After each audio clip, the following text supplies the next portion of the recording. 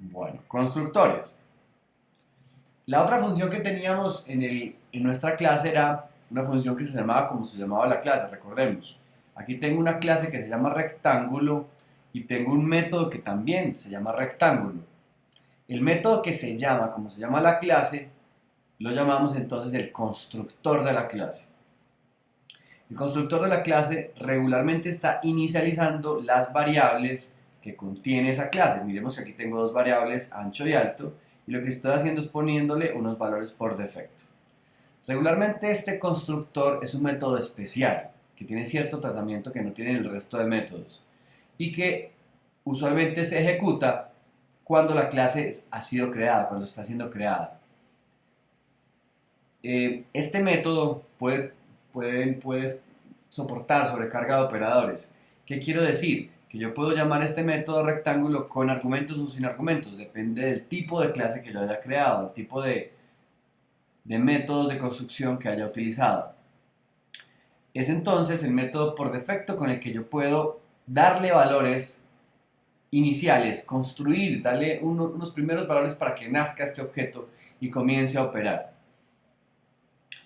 Una característica, recordemos entonces, de nuestros constructores es que miremos, si este método tiene una R mayúscula, este lo tiene que tener palabra por palabra, letra por letra, tiene que ser exactamente el mismo que el nombre de la clase.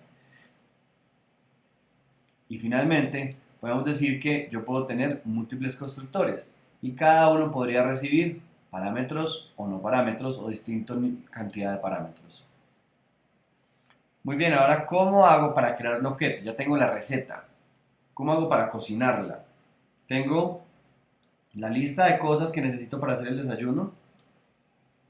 Luego tengo un pequeño artículo, método con el que va diciendo qué debo hacer con cada uno de los artículos.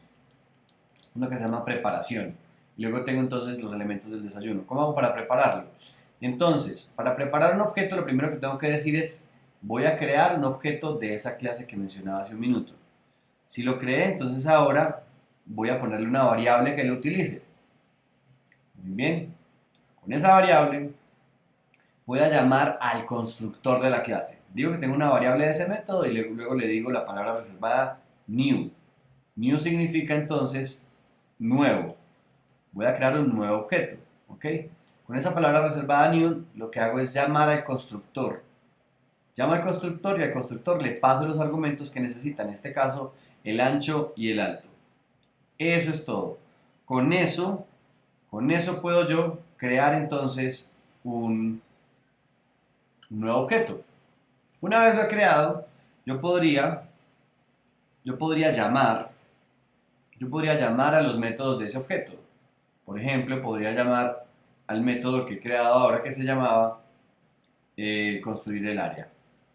El método construir el área lo que hace es entonces devolver el área, lo que hace es devolver una variable con el contenido del área.